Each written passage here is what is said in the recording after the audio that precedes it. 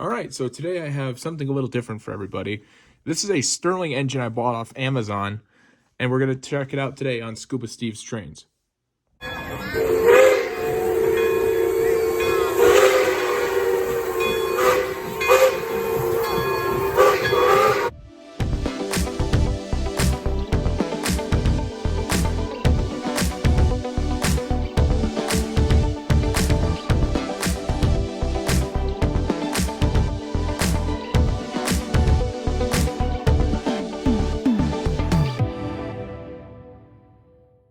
Before I explain how this works, let's take it out of the box, shall we? Now, I'm not going to turn the box over to the other side because it does have my personal information, but I did duct tape it out, but even then I'm not going to do that. So let's open her up. All right, let's get her open.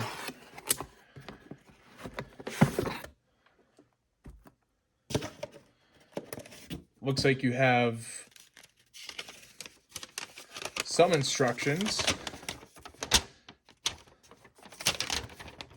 but I can't seem to read those.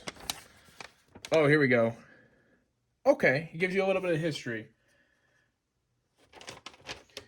about the Stirling engine. That's cool. I'll set this off to the side for now. I'm just going to use a screwdriver to open this box because screw it. Okay. Looks to be packaged really, really well.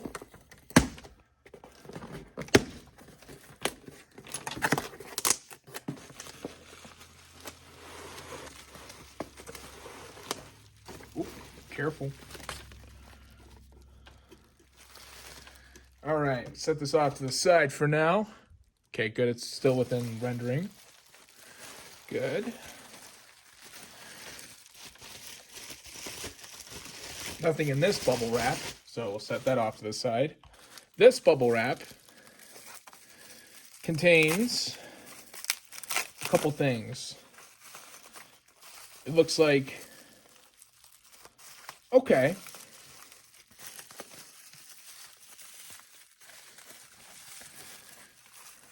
I see a glass vial and an LED.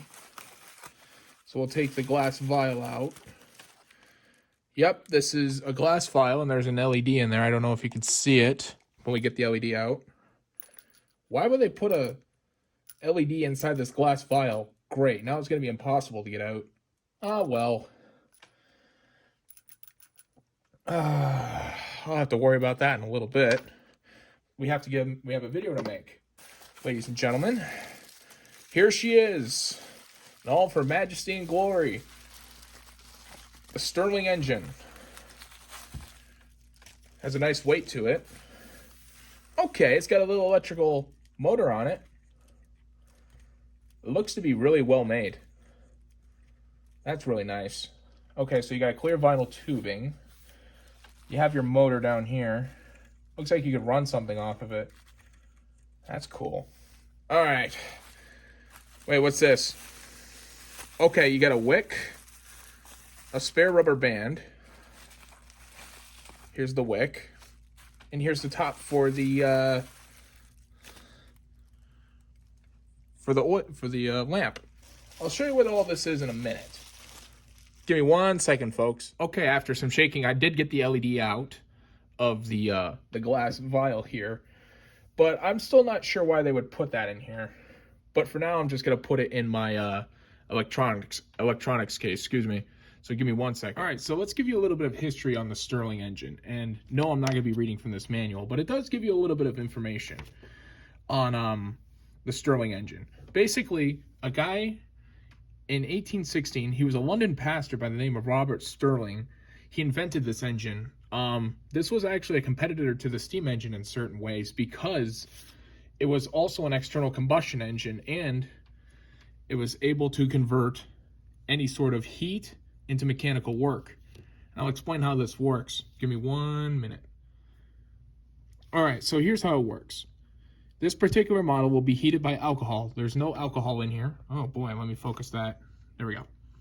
So there would be alcohol in here. You light the fire. It burns the wick. The wick will heat up this side of the engine. This is the hot side of the engine. And what will happen is the hot air will expand, push the piston back. And at the same time, this is the cold side of the engine right up here. The cold side of the engine is named so because it's going to push cold air through this tube back into the hot side. So as it rotates, it'll push the air back, compress the hot air again, and send it back and forth.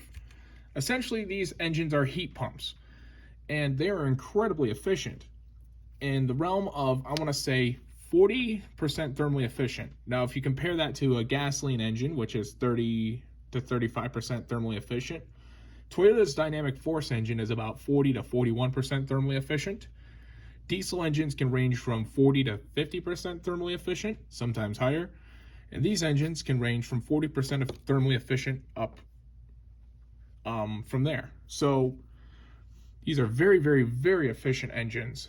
So I'm going to give you a little bit of a tour on this model. Down here you have your alcohol bottle. Let me remove that for a second. It is removable. And how it works is you just simply take the top off, pour some alcohol in there, and just set it back on top. I wish there was a little bit of a better design for this because I don't want any alcohol spilling. That would be bad if it did. So I have to be kind of careful where I set this. This is your hot side of the engine, as I alluded to. There's a metal piston inside. And basically, like I said, the glass will heat up, push the piston back,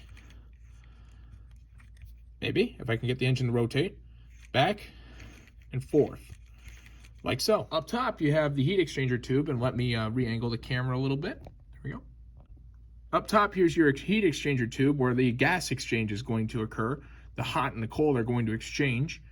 This is your cold piston. It is completely insulated, and it is mounted directly to a crankshaft, which it happens to be the pistons happen to be 90 degrees out of phase from each other. On this side of the engine, you have your flywheel, which is connected to a belt, which is connected to a motor.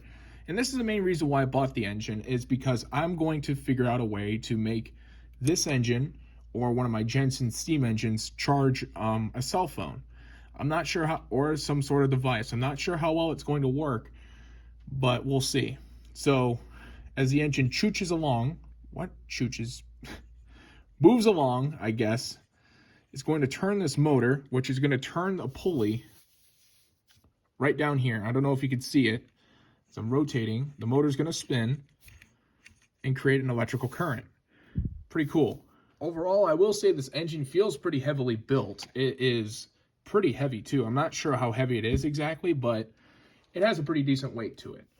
So I think all we have to do now is get her fired up. All right, now I have a lighter right here. And what I'm going to do is I've already shut the lights off. And what I'm going to do is I'm going to light this thing off. So here we go. Should take a few seconds.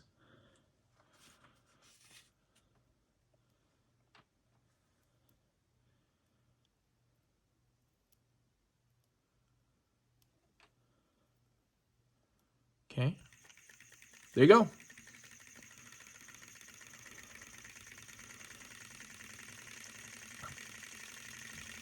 Amazing how quiet it really is.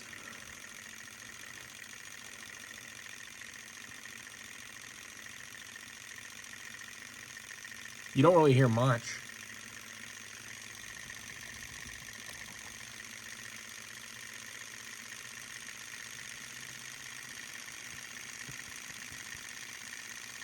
Oh, fire's out.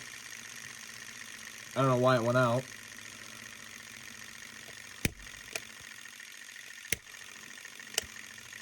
Maybe I didn't do the wick properly. I think I gotta soak the wick a little bit.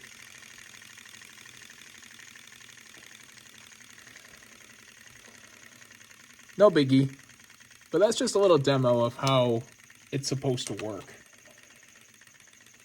I was just being a dunk off. All right, take two. I'm gonna rotate the engine to the other side so you can see the crank doing its thing. And I'll put some more alcohol in this and I'll be right back. All right, I accidentally spilled a little bit of alcohol all over the place, but I'm gonna show you how this is supposed to work. Here you go. There you go.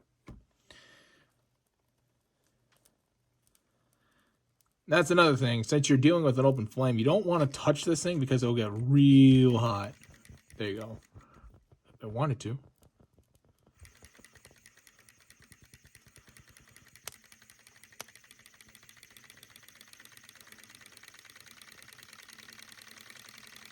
Amazing how quiet it really is.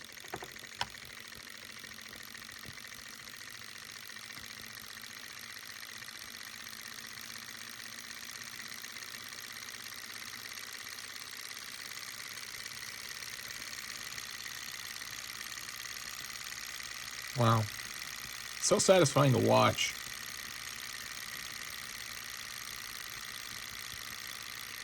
Oh, wick went out. Great.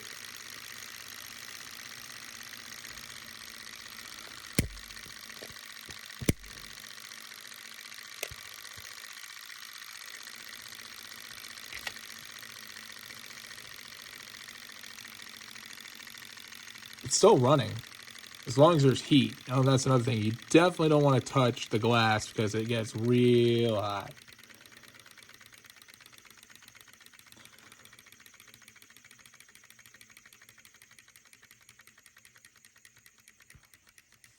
It's really cool. All right. I'll come back with another take. Give me 1 second. All right, let's give this another shot. I soaked the cotton really good this time. So we'll see what happens.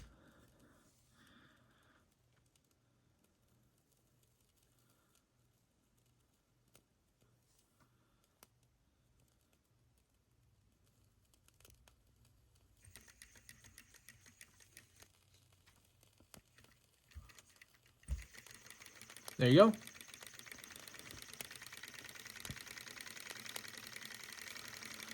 I see blue flame, so that means alcohol's starting to take over.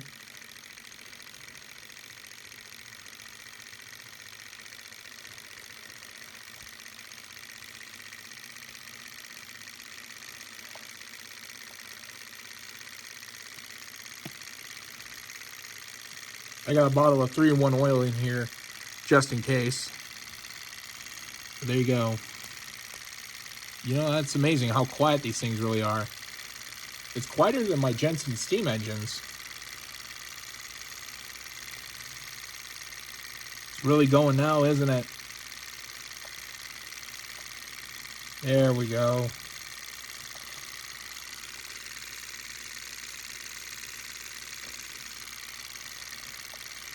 Wow.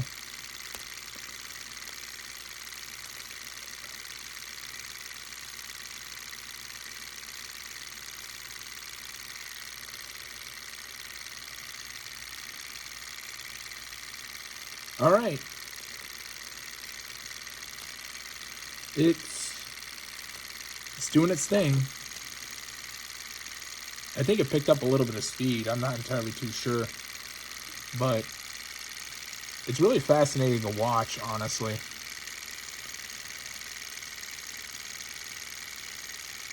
So, all right, well, I'm not going to bore you too much longer.